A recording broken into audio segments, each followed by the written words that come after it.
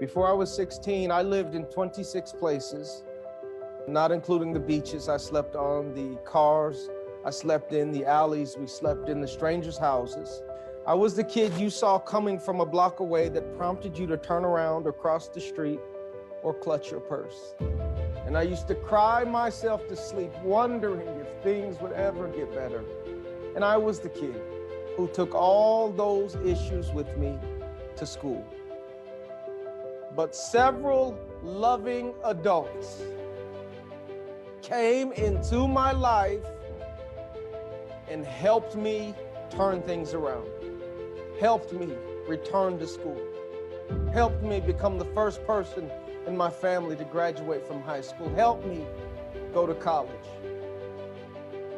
My friends, I share this with you not to impress you, but I share this little bit of my life with you to impress upon you that when you see me, you're reminded of your power to change the direction of a student's life.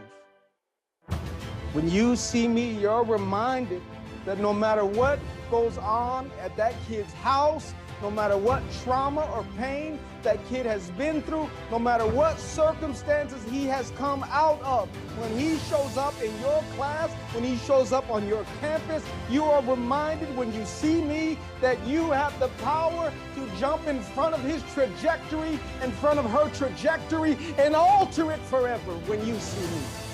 You're reminded that all things can become new with you when you see me.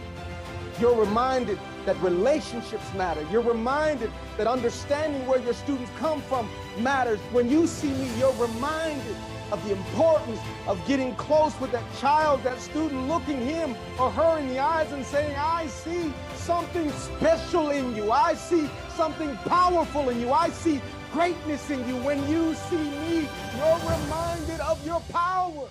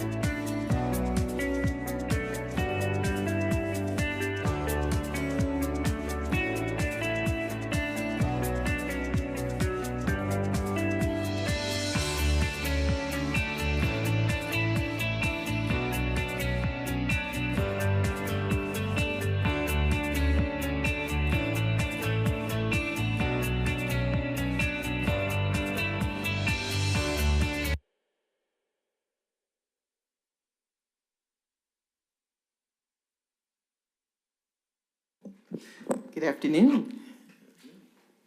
Welcome to our regularly scheduled board meeting, October 24th at 6 p.m. We will have our inspiration today by Ms. McCrae. Hit it again for me. Since October is Breast Cancer Awareness Month, I always like to take a moment of silence for those that have lost their lives to cancer, those that have been touched by cancer, those that are dealing with it, those that have loved ones, for those that are treating it and looking for a cure in any way related to cancer. So I want to do that, but I also want to add tonight, which between that inspiration and this, I don't want to get teary, but just the Dorothy Height family. There's so many died in the wreck a few days ago, and then also Reverend Plummer. If we would all take a moment to think of them and lift them up.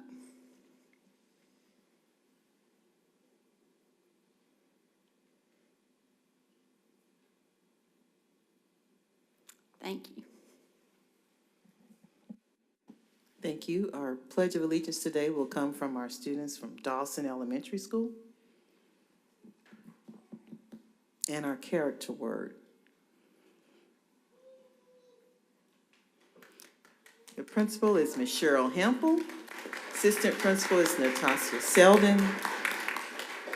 The elementary dean. Hello, boys and girls, come on in.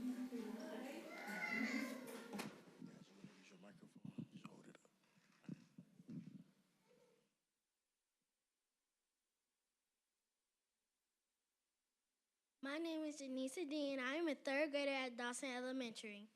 The character word of the month is respect. Respect for learning is the appreciation for the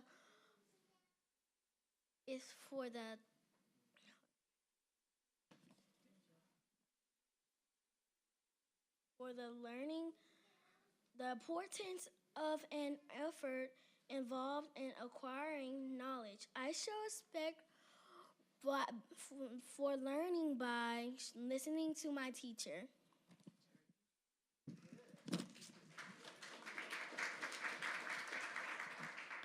My name is Alani. I am in third grade. I show respect by learning by setting goals for myself. My name is Calvin. I am in third grade. I show respect for learning by reading about new things.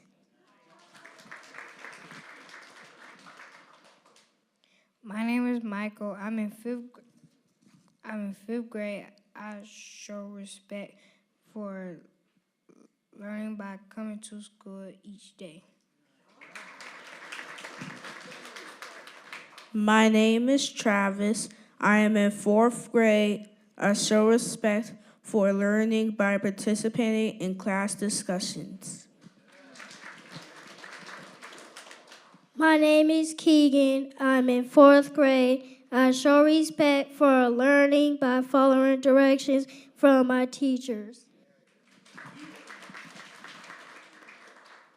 My name is Gabby. I'm in the fourth grade. I show respect for learning by completing and turning all my assignments.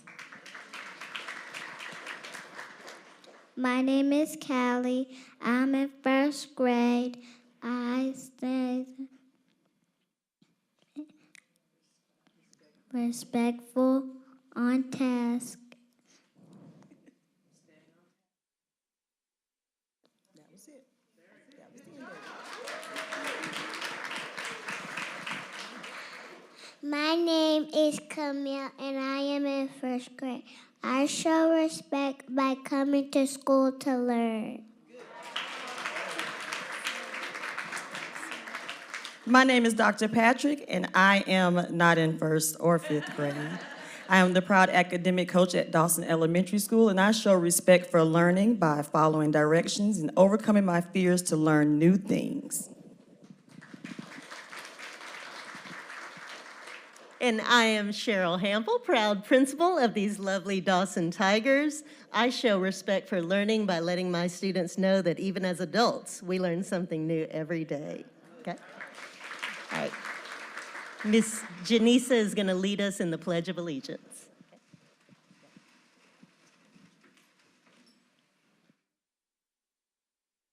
I pledge allegiance in the Georgia flag to the United States of America and to the republic of which it stands, one nation, under God, indivisible, with liberty and justice for all. You may sit down. All right, parents and relatives and supporters of these students, if you would please stand.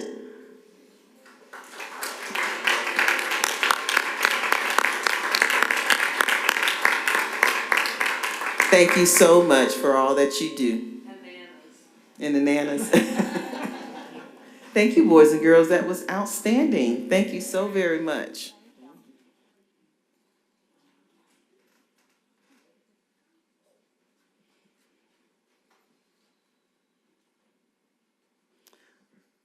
I would like to make a motion to excuse Dr. Sly and Mr. Cantrell. Motion and second, hand vote. And that passes. Ms. Chambers is on the phone. She's participating by phone.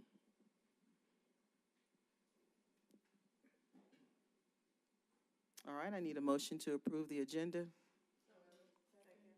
All right, motion and properly second. All in favor, raise your hand.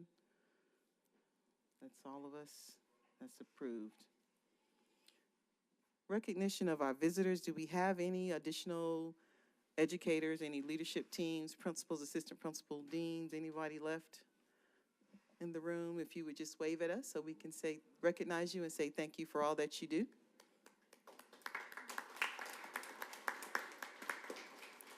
And of course, we always like to recognize our community partners, Mr. Alan Harkness from our library, Ms. Marianne Rickner from the museum.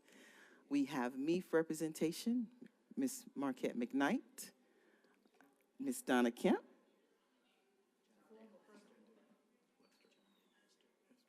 Mr. Hester.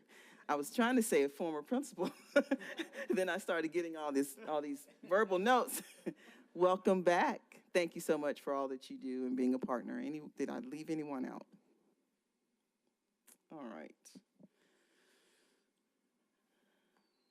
We have a presentation.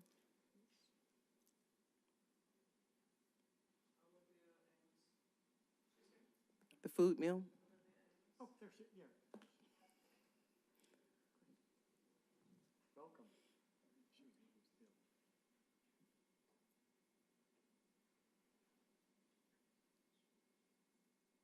And the mic.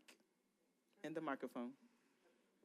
Okay, thank you. Thank you so much. Good evening, everyone. Thank you for the opportunity to come and present and share our story about the food mill and our new Farm to School program with Food Corps of Georgia.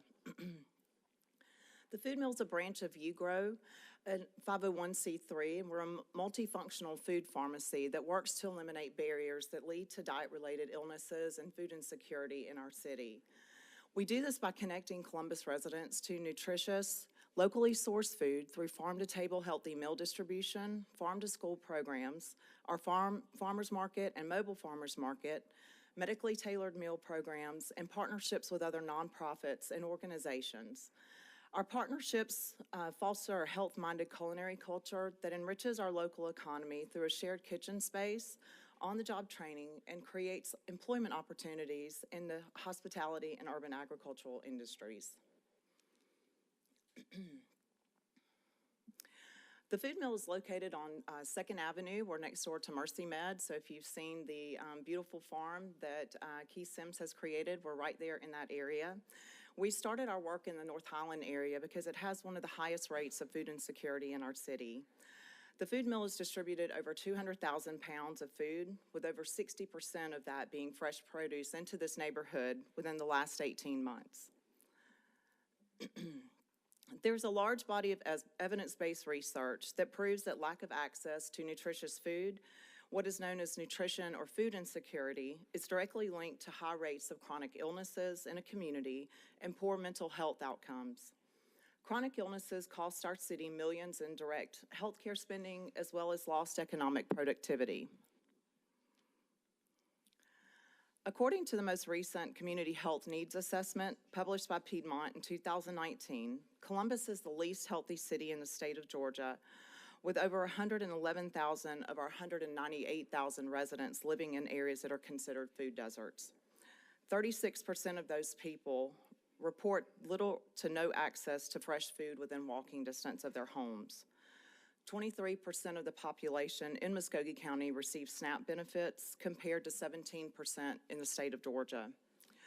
SNAP's a little bit difficult to read or see, but you can see the red dots in the different colored areas, and what this represents is the food desert areas in our city. The red dots represent food sources such as convenience stores or gas stations. The orange triangles represent stores such as Dollar General or Family Dollar that typically do not sell fresh produce, nutritious food. The green squares are grocery stores. As you can see, the majority of the food resources in Columbus do not sell fresh fruits and vegetables, especially in lower income, poverty-stricken areas. Heart disease and diabetes are among the top 2 diet-related chronic illnesses in our community, with heart disease being the leading cause of death. The rate of chronic illnesses in a community are directly associated with the rate of nutrition insecurity and lack of access to fresh food. The food mill is implementing programs to create long-term sustainable change to address these issues and to create affordable access to fresh fruits and vegetables, as well as the education needed for our food insecure residents to begin to make behavior changes to implement healthier choices in their diet, focusing on increasing fruit and vegetable consumption.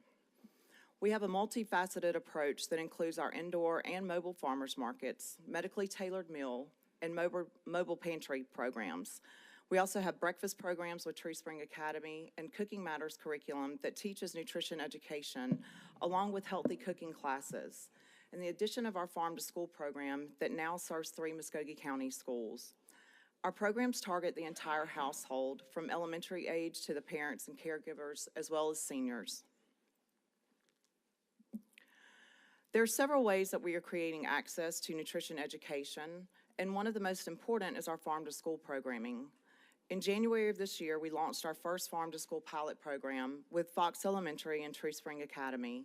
This 5-month pilot was a huge success, and we've expanded into 2 additional Muscogee County schools, Diamond and Brewer Elementary, for the 2022-2023 school year. In partnership with Food Corps of Georgia, Food Corps partners with schools, nonprofit organizations, and communities to nourish kids' health, education, and sense of belonging. Food Corps is an AmeriCorps group that works alongside educators and school nutrition leaders to provide kids with nourishing meals, food education, and culturally affirming experiences with food that celebrates and nurtures the whole child. As I looked at different farm to school curriculums to partner with, I was drawn to Food Corps as it takes the workload off the principal, teachers, and administration and utilizes supervisor organizations like the Food Mill to do the heavy lifting to make farm to school programming successful and sustainable for the long term. Our organizational goals also align as Food Corps and the Food Mill would like to see every elementary age child have access to the food education and nourishing food by 2030. This is also in line with the new White House conference that you just may have seen in the last couple of weeks on hunger, nutrition, and health to end hunger by 2030. On average, 84% of students receive either free or reduced price lunches in Food Corps schools, relative to 77% nationwide. Muscogee County is over 80% and higher than the state's average of 62%. This is a drastic increase from just 37% in 2015, according to the Piedmont Community Health Needs Assessment, indicating an increase in poverty and food instability in our city. It has been proven that farm to school programming has a positive impact on students' eating habits when the Food Corps curriculum is implemented. After just 10 hours of hands-on nutrition and farming lessons, students show a 54% increase in their preference of choosing fresh fruits and vegetables than they did prior to being involved in the program. Kids involved in the farm to school programs are also eating 3 times more fruits and vegetables than kids who are not. This is an outcome that is measured. It is very important to our work because according to the American Heart Association, what a child eats from the time that they are able to eat solid food up until they are age 13 directly impacts their chances of developing heart disease later in life. Even if habits change to healthier ones as an adult, the risk of heart disease still is an increase over children that have access to fresh fruits and vegetables. Part of the Food Mill's mission is to address access and education early on so children begin developing healthier eating habits at an earlier age and become self-confident in growing their own food and preparing it in a healthy manner. Another educational component we implement is the Cooking Matters curriculum in the classroom through taste testings in the cafeteria, cooking demos, and by offering family classes through after-school programming. Our first family class will launch at Brewer Elementary the first of the year. The class is 6 weeks long and will teach families how to read nutrition labels, shop on a budget, and become more self-confident in preparing food in a healthy manner on their own. Families will also take home a bag of produce each week to participate in to practice their newly acquired skills at home. Our mobile farmers market also stops at Nazareth Church down the street from Brewer providing affordable access to fresh fruits and vegetables for families in this area that is also considered a food desert. Food is central to kids' physical health, emotional well-being, and sense of belonging. The Food Mill alongside Food Corps of Georgia is working to implement programs that create long-term positive change in the lives of our children when it comes to access to fresh food, nutrition education, and improved overall health. Our model can be replicated, and we're on a mission to show our community that food is the most basic form of love, and that through collaborative and meaningful partnerships like this one, we can help to nourish our entire city of Columbus. Thank you again for your time and the opportunity to share with you this evening. I brought Dr. Yvette Scarborough and Tamara Campbell. If you guys have any questions on schools that we are actually in now and their experience with this programming and the after-school programming with the Cooking Matters curriculum. That is great. Are there any questions? That is outstanding. Thank you very much. Thank you. Thank you so very much.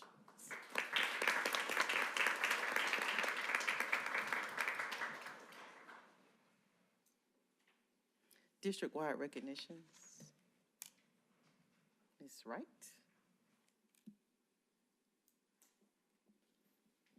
Good evening, everyone. Good evening. Congratulations to Dr.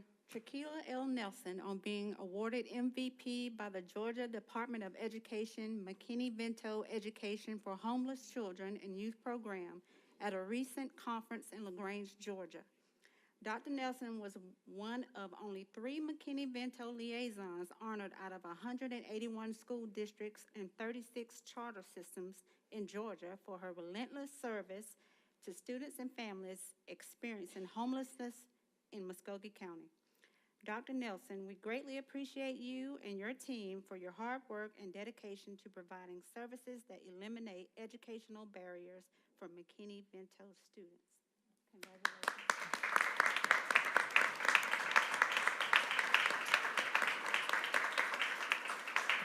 You have to come up front, Dr. Nelson.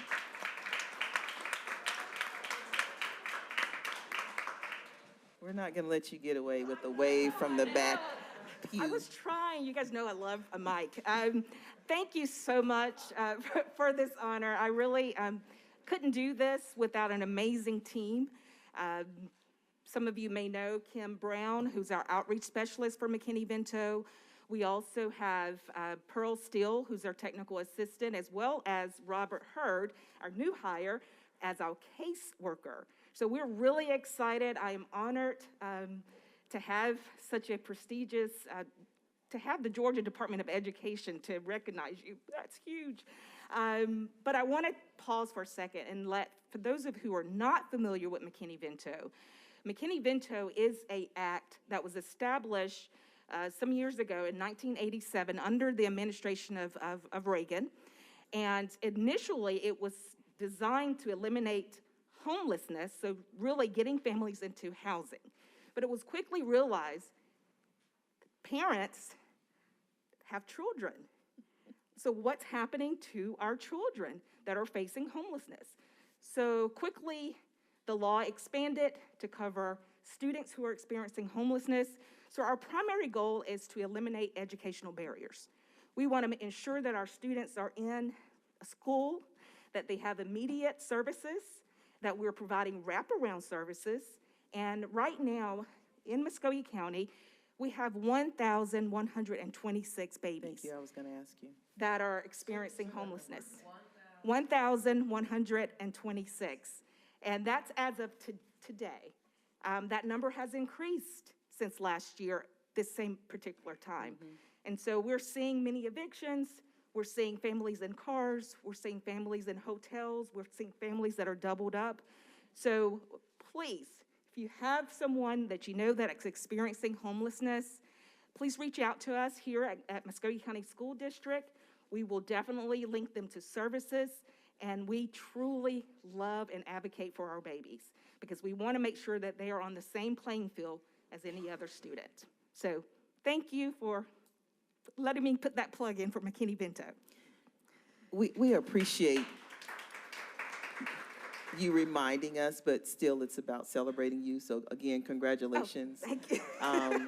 For all that you do. Congratulations to your team, because we do understand that it's a team effort, as you recognize. But as you highlight, it is important that we realize that we do service students who are experiencing homelessness, and it looks differently for different children. And it's important to know that for the community to know how many that is, 1,126 kids today who we serve. And so it's important that we educate them and keep their world as stable as possible when it comes to public education. That's the great thing about public, it's the great equalizer. It is. It is. It is the great equalizer. So thank you for all that you do, and thank you to everyone who supports public education. And I just want to say thank you to Dr. Nelson and her team for being champions for these children. And also, it's important to recognize how all these wraparound services, last month we did a presentation with the hygiene closet and all the supplies that are provided from our community to help support these children, the farm to table program. All these things are working toward trying to ensure these children get the head start they need, or at least be on the same level playing field. So I appreciate everyone's efforts to provide those wraparound services. Thank you. Thank you. Congratulations again. That concludes our recognitions. And that concludes our district-wide recognitions. Thank you, Ms. Wright. We will move now into our public agenda, and we have 3 individuals here to speak. First up is Ms. Teresa Elamine. Then we have Taria Jones and Jasmine Outlaw. And while Ms. Elamine is making her way to the microphone, I do like to remind everyone about the process of being on public agendas. All official meetings of the board shall be open to the public and the press. However, the board may meet in executive session. Citizens are encouraged to address items on the board agenda or to initiate presentations of issues appropriate for the school board to consider. The board meeting is not the appropriate place to review individual employee performance or individual parent complaints that have not been addressed by the principal or superintendent. Citizens are encouraged to follow our normal channel to address such problems or concern, which you would start by calling the superintendent's office and also visiting the website if you want to appear or request to appear on the public agenda. Each speaker will have 5 minutes. And thank you, Ms. Elamine. Welcome.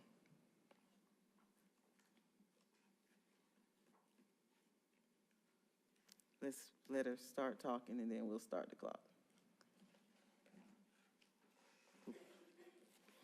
Oh, should give that to Karen.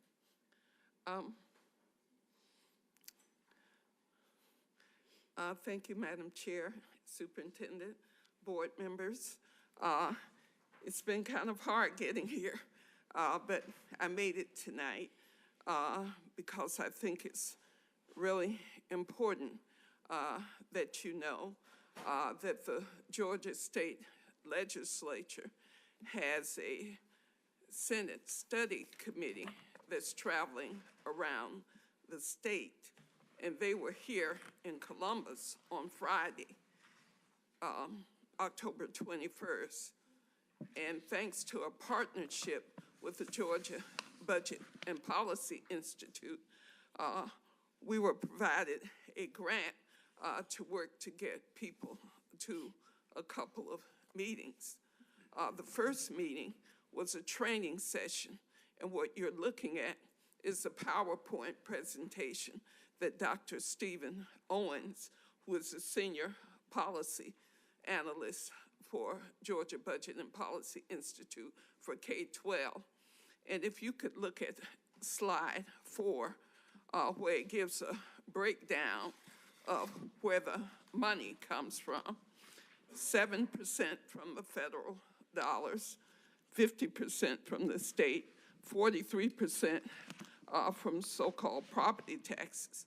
Well, when I spoke at the public hearing on Friday to the Senate Study Committee, I let them know that we have a property tax freeze in Muscogee County, and I let them know that we use East Bloss or sales taxes for that funding. So the bottom line is we need more money from the state. And the superintendent, and I kept thinking our superintendent would have really been telling them what's what. But the superintendent from Chattahoochee Schools, which is a charter system, she was powerful in telling how difficult life is for her. 65% of the students in Chattahoochee come from Fort Benning. They don't have any property tax.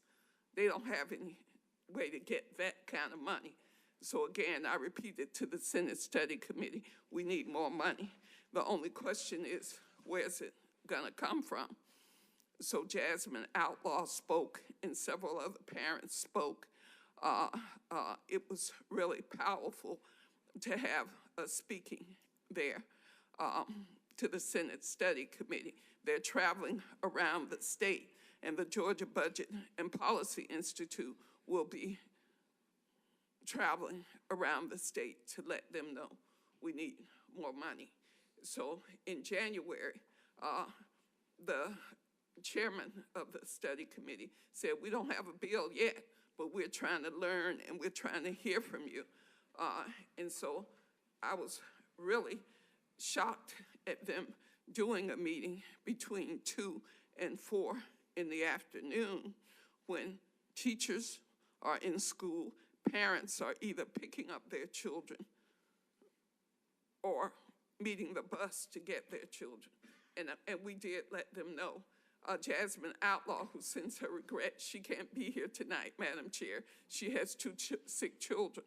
But Jasmine spoke about bus transportation and the difficulties. So did the superintendent at Chattahoochee, saying, need more funding for the buses and to pay bus drivers. So I wanted to let you know that there's a movement supported by Fund Georgia's Future. And they kept using the word equalization. And Ms. Jackson, I kept saying equity, equity, equity. So it was real clear that students who need more, the wraparound services and all the poverty, we know that's in Muscogee County, I see it every day. And affordable housing is a thing of the past. I'm about to be evicted myself because my landlord management took over raising my rent from $705 to $1,064. Nobody can afford these prices that's starting to come into Columbus. It's outrageous what's happening with affordable housing. So I will be calling you, Ms. Williams, because I read the brochure on what NeighborWorks does, and so I need your help. So I just want you to know that we're building the parents' movement, and remember the date, November 12th, where the superintendent will be speaking along with the mayor. And so I guess you got the save the date flyer for November 12th. And we do need an updated bio for you, your full page ad, Mr. Superintendent. I did tell Ms. Jones. Thank so you, Ms. Elliman. I think that's my time. Yes, and I'll look forward to maybe seeing you next month. Thank you so very much. There's so much going on. Thank you, Ms. Elamine. Is Taria Jones here today? Ms. Jones?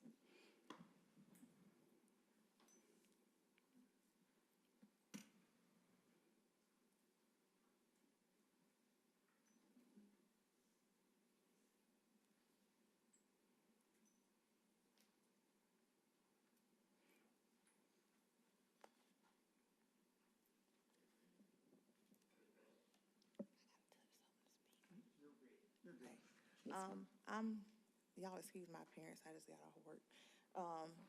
I came today to address something, and I think a lot of parents, they probably hear about it and it gets kind of brushed under the rug. I understand that y'all have a zero bullying policy in Muscogee County. My question to y'all is it really being put in place? I have 2 incidents, and I'm not gonna say what school. I've seen videos of a very prominent high school here in Columbus where kids are outside in the courtyard fighting and the teachers are just standing there. I went through an incident where there was a child that was cyberbullying another child. She went to the homecoming game. She took pictures of this child and she passed it around in a group chat. Fat shaming is what they call it in school. She was wrote up. My question is, what are y'all really doing for the no bullying policy? Because apparently whatever y'all got in place, it's not working. These kids, another true statement. It's a child right now that went to a high school here in Columbus. She was put out of the high school she was in because she literally beat a kid to death. But then instead of it being dealt with accordingly, to me, she was just transferred over to another high school. So all you're doing is moving the problem from one school to the other. So what's really being done? Because looking at them videos and from what I seen, y'all no bullying policy stinks because nothing is being done. Nothing. These kids were literally in the courtyard fighting. It was 6 females, and the teachers are just standing there. But there's a no bullying policy. A child was fat shamed and her picture was passed around on the net. Cyberbullying is serious. My best friend just lost her niece, 12 years old, in Opelika to cyberbullying. She hung herself. So my question is, are you just going to keep sitting and sitting and sitting until you lose more students? Or what are you going to do? My child was bullied when she was in middle school, and had not, if I advocated for her, that could have been my child that hung herself.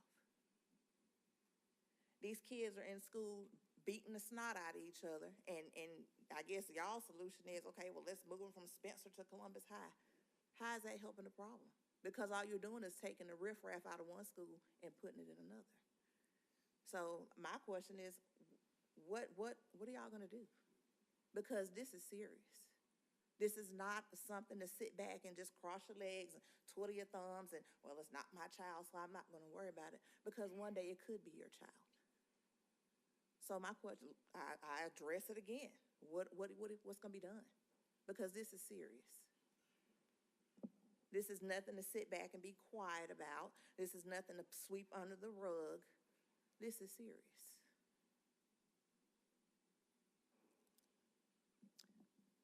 Yes, ma'am. We do have a bullying policy, and I know it starts at the school. Mr. Scott is here, and he can address it at the podium as well. And then you can speak with her outside. If she's talking about something in particular, you can give her the channels, but you can speak to our bullying policy now after Ms. Outlaw, so we don't break this public agenda cycle, and we'll get your question answered. But yes, ma'am, we do have, and we take it very seriously. Okay, thank you. Ms. Jasmine Out. That's right, that you respect. And Mr., you can just, in general, mention the policy framework, and then if she has a specific incident that maybe needs some attention. And we typically, just for the record, we typically will give the general answer, and anything in particular, a specific incident will be addressed one-on-one with you, so we don't have a back and forth in our meeting. And Good Mr. afternoon. Scott will Kevin give the Scott, general. Director of Student Services. We can get together and talk about your situation, your issue, because sometimes what we don't know down here, we need to know about that situation so we can handle it at the school level as well, talk to the administration. So what we do have is when there is a bullying or anything of that nature goes on that comes down to us, is we have it handled at the school level. And so we need to make sure it's being handled at the school level, because we will not just move one child to another school based on that, because we all do have children. And we all want to make sure that all rules are followed one way or the other for every single child. Also, bullying is when it's a consistent time a child is being bothered, being harassed, or anything like that, is when the school personnel needs to take action of that situation. And so what we're going to do is we can discuss it and figure out what's going on, and I can help you. We can take care of that tonight so we can get that out the way. And there is a procedure. When it comes to procedural bullying, there is a tribunal process. For if the child gets bullying over 3 times, they need to come down to a tribunal process where they are removed from the school, because we do not tolerate bullying whatsoever. But before that, the school has a protocol. The school has a protocol to take care of it. We're dealing with the counseling situation. They go through the counseling, they go through the mediations, and through the administration of talking to the parents. And with that being said, that's when it comes down to us. But like I said at first, everything starts at the school level. But if it's not, that's where I get involved. Thank you, sir. All right, thank you. All right, that concludes our public agenda. Action items. 6.01. The superintendent is recommending the approval of policy BCBI, and are we voting on that? Yes. Okay. It's time sensitive, so we're waiving our 30-day policy to vote on this particular policy tonight. Okay. And so it's the public participation in the board meeting, BCBI, and BCBIR rules of conduct and participation procedures. Are there any questions? Madam Chair. Ms. Chambers. What is the time sensitivity? Can you go over that? I know that we mentioned last week during the work session that the legislative change. The legislature specified that this policy need to be completed in October and effective in October, ideally. When you use the word ideally, does that mean that's a mandate or It's a mandate. It's a mandate.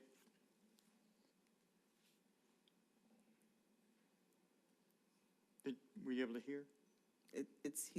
Ms. Chambers, are you able to hear? Yes, I definitely heard that it's a mandate. I just would like maybe after this some additional information, just because, as I stated last week, I don't think we should waive our own policy. And I just don't understand the nuances between, legislation being able to sort of override our policy. So I just would like some clarity on it. I have no, quorums or no problem with actual policy itself, but I do have a problem with waiving the 30-day wait period. That's part of current policy. So I'm just going to abstain, and if Greg can get additional information just so I can understand it better, I would appreciate it. Mr. Ellington. Board members, this statute that was enacted that required districts across the state to make changes to the policy on public participation, which you're taking action on tonight, specified that those changes should be made in October. So I think that's why the superintendent is recommending that you waive the 30 days for this particular item. Ms. McCray? I will join in some with Ms. Chambers. I do feel like we are doing this more often. I feel like we're getting a lot of waiving on because the state, and do keep in mind the state told us a few months ago about it. So I do think we need to do what we need to do in our process is to get it before the board and before the public, within the time frame that it can sit there for 30 days before we have to have it on the books. I mean, they do get